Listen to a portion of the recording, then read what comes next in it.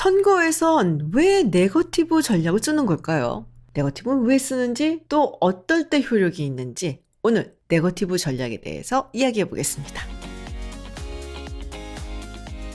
안녕하세요, 김지윤입니다. 올해 전 세계적으로 많은 선거들이 기다리고 있죠. 벌써 3월만 해도 우리나라에 대통령 선거가 있고요. 4월에는 프랑스에서 또 대통령 선거가 있습니다. 호주도 봄에는 선거를 치러야 되고요. 브라질에선 가을에 대통령 선거가 있습니다. 또 11월 잊지 마시고요. 미국에 중간 선거가 있습니다. 그런데 우리가 선거철만 되면 맞닥뜨리는 게 있어요. 바로 네거티브 선거전. 모든 사람들의 눈살을 찌푸리게 하는데 왜 네거티브 선거전은 계속되는 것일까요? 오늘 그 이야기를 해보려고 하는데요. 사실 이 네거티브는 굉장히 오래전부터 시작이 됐습니다. BC 64년 로마의 마르쿠스 투리우스 키케로가 집정관 선거에 나서게 돼요. 당시에 카틀리나 그리고 히브리다와 함께 경쟁을 해야 됐는데요. 키케로는 여러분들 다 아시겠지만 굉장히 인품도 좋고 또 학식도 높고 연설을 잘하는 사람으로 유명했죠. 그런데 이 동생인 퀸투스 툴리우스 키케로는 아주 영민하고 또 어떻게 보면 동물적인 정치 감각이 있는 사람이었습니다. 그래서 집정관 선거에 나선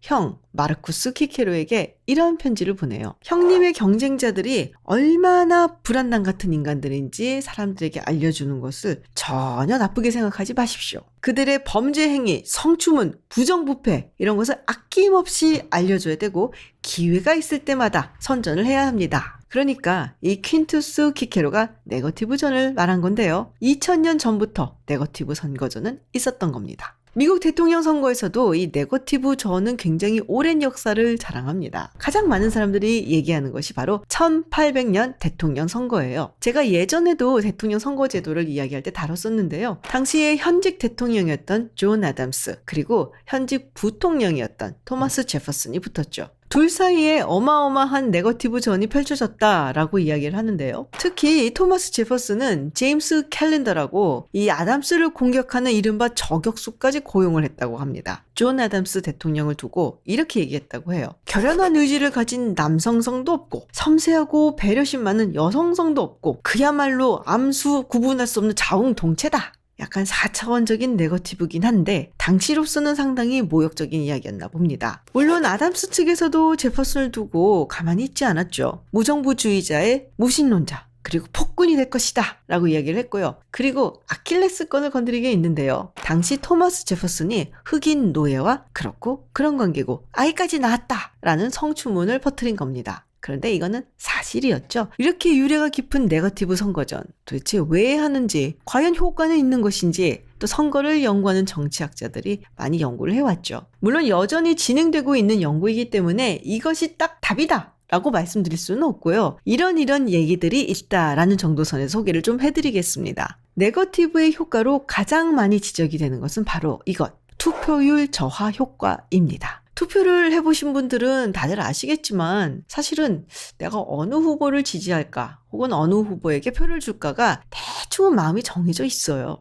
아주 약간이라도 말이죠. 그렇게 정해져 있을 때 사실은 잘 바뀌지 않습니다. 예를 들어 우리가 A라는 후보 그리고 B라는 후보가 있을 때 나는 B라는 후보에게 표를 줄 거야 라고 결정을 한 경우 아무리 이 B라는 후보에 대한 험담과 비방이 쏟아진다고 하더라도 A라는 후보로 전격적으로 갈아타는 일은 별로 없다는 것이죠. 그럼 뭘 하냐? 투표 안 해 라고 기권을 하는 겁니다. 우리가 그런 말 많이 하잖아요. 그놈이 그놈이야. 정치인들 다 똑같아.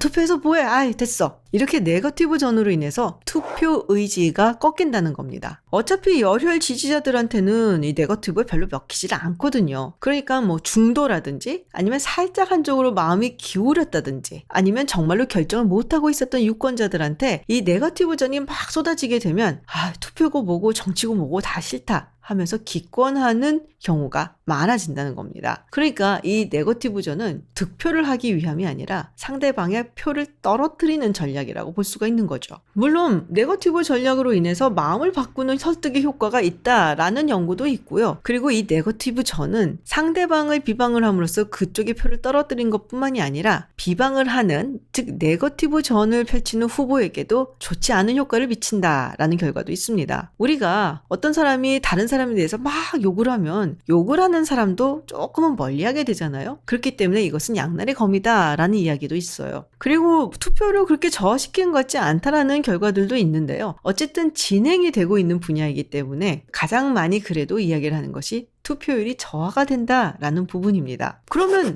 누가 네거티브를 할까요? 이 역시 여러 가지 연구들이 있는데요. 대체로 재선을 노리는 현직 의원 혹은 현직 대통령은 네거티브를 별로 안 한다라는 것이 정설이에요. 도전자가 많이 한다는 것이죠. 이 도전자는 현직 의원이나 현직 대통령이 너무너무 정치를 못한다라는 것을 전제로 내가 훨씬 더 낫다라는 것을 이야기하는 사람이거든요. 그러니까 어떻게 보면은 네거티브가 조금은 수반이 될 수밖에 없겠죠. 반면 현직 의원이나 현직 대통령은 내가 현역에 있을 때 이렇게 많은 일을 했어요 라고 먼저 내세워야 되는 것이죠. 그래서 상대방에 대한 네거티브보다는 먼저 자신의 업적을 자랑을 하는 것에 집중을 하게 됩니다. 그런데 현직 의원이나 현직 대통령이 굉장히 네거티브를 많이 하는 경우가 있어요. 이런 경우는 뭐다? 쫄리다.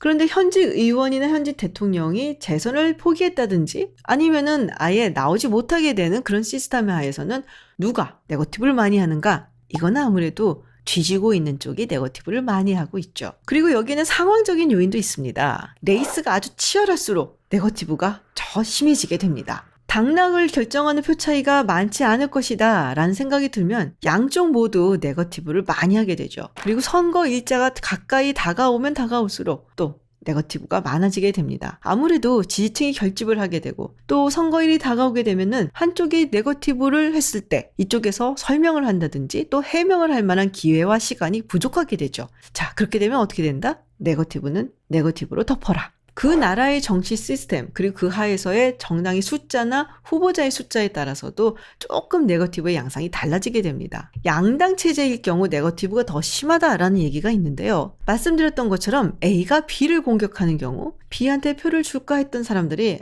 투표 안 해 라고 기권하는 경우가 많아진다는 것이죠. 즉 상대방의 표를 떨어뜨릴 수가 있는데요. A, B, C 이렇게 여러 명의 후보가 있는 경우 B를 지지할까 했던 사람이 이 많은 네거티브를 듣고 B 찍기 싫어 라고 했을 때 그러면 C를 찍지 하고 또 다른 옵션을 찾아간다는 겁니다. 그리고 주류에 있는 정당보다는 극우 혹은 극좌에 있는 정당들이 네거티브를 더 많이 한다라는 얘기가 있어요. 아무래도 어차피 주류 정당이 들어갈 수는 없는 것이고 그렇다면 자신들의 선명성을 강조하기 위해서 네거티브 전략을 펼치는 경우도 있다라는 것이죠. 그런데 소수 정당이라고 할지라도 연합정부에 들어갈 가능성이 있다든지 아니면은 연대를 할 가능성이 있는 경우에는 조금 네거티브를 자제하는 편이기도 합니다. 그렇다면 앞서가는 후보의 경우는 어떻게 처신을 해야 될까요? 물론 해명해야 될 부분은 해명을 하는 것이 맞는데요. 너무 여기에 해명을 하고 이야기를 하다 보면은 이 네거티브의 프레임에 갇혀버리는 경우가 많습니다. 그래서 되도록이면 해명할 건 하되 아주 압도적인 포지티브 전략을 쓰는 경우가 있죠. 예를 들면 1984년 미국 대통령 선거에서 로널드 레이건 대통령은 이런 광고를 내보낸 적이 있어요. It's morning again in America. 광고인데요. 이 TV 광고를 보면 정말 잔잔하고 아름다운 음악이 BGM으로 나오고 그리고 평범한 미국인들이 각자의 아침을 준비하는 모습들이 나옵니다. 그리고 담담하게 레이건 대통령이 이 많은 미국인들이 얼마나 힘차고 또 평화롭게 아침을 준비하는지에 대한 이야기를 하죠. 자기가 집권했었던 지난 4년 동안 미국인들의 삶이 평화롭고 안정되어졌다라는 것을 강조하기 위한 전략이죠. 여기에 구체적인 정책이라든지 공약은 들어가 있지 않습니다. 그냥 아름다운 평화로운 모습을 보여주는 이미지 광고인 것이죠. 오바마 대통령 역시 2008년 비슷한 전략을 쓴 바가 있어요. 구체적인 정책 설명이라든지 또 일일이 네거티브에 대응하기보다는 정말 압도적인 포지티브 전략을 썼죠. 희망, 변화, 그리고 yes we can 기억들을 하실 것 같은데요. 앞서가는 후보가 굳이 네거티브를 할 이유는 없습니다. 가장 대통령적인 모습을 보여줌으로써 이 사람이 다음 대통령이구나 라는 인식을 부지불식간에 심어주게 되는 것이죠. 원래 믿고 싶은 사람들에게는 자세한 설명이 필요하지 않습니다. 의심을 하고 싶은 사람들이 자세한 설명을 필요로 하죠. 그렇기 때문에 앞서가는 후보가 해야 되는 일은 바로 이것이죠. 나를 지지하고 또 믿고 싶어하는 사람들의 믿음이 흔들리지 않도록 하는 것입니다. 아름답고 감동적인 이미지와 함께. 우리가 언론을 보면 이 선거철마다 쏟아지는 네거티브 때문에 이 유권자들이 피곤하다, 정치에 염증을 느낀다라는 이야기들이 많아요. 그런데 유권자들은 과연 정말 그럴까요? 분명히 우리의 이성은 그렇게 생각하지만 어쩌면 본능은 그렇지 않다라는 것이죠. 많은 심리학자들의 연구에 따르면 인간은 원래 긍정적인 것보다 부정적인 것에 훨씬 더 반응을 많이 하고 그리고 오랫동안 기억한다고 합니다. UC 데이비스의 연구진도 비슷한 것을 발견을 했죠. 우리의 뇌가 부정적인 것에 긍정적인 것보다 훨씬 더 반응을 빨리 하고 또 오랫동안 이것을 간직하고 있다고 하는데요. 또 한번 부정적인 인식이 바뀌게 되면 아무리 긍정적인 정보가 쏟아진다고 해도 잘 받아들이지 않는다는 것이죠. 그런데 또 반면 긍정적인 인식이 처음에 있었다고 할지라도 부정적인 정보가 쏟아지게 되면 그 긍정적인 인식은 쉽게 사라진다고 합니다. 그러니까 부정적인 인식으로 빨리 대체가 된다는 것이죠. 그만큼 이 부정의 힘이 긍정의 힘보다 강하다라는 것을 의미한다고 할 수가 있는데요. 여기에는 또 언론도 한 몫을 한다라고 볼 수가 있습니다. 태생적으로 언론의 특성상 자극적이고 비판적인 기사들을 많이 보도할 수밖에 없겠죠. 그러다 보니까 언론이 헤드라인으로 많이 다루는 것들은 부정적인 것, 비판적인 것, 그리고 비밀을 파헤치는 이런 것들이 많이 되겠죠. 그렇기 때문에 선거 때만 되면 네거티브가 훨씬 더 많은 사람들의 이목을 끌고 또 난무하게 된다라고 볼 수도 있습니다. 물론 이건 네거티브가 아니라 유권자들이 당연하게 알아야 할 권리다라고 이야기를 할 수도 있습니다. 실제로 이 네거티브와 유권자들이 마땅히 알아야 되는 정보 사이의 기준은 어느 것이냐라는 것에 대해서 많은 논쟁이 있거든요. 그런데 이 네거티브의 가장 안 좋은 결과는 선거 후라고 할 수가 있겠죠.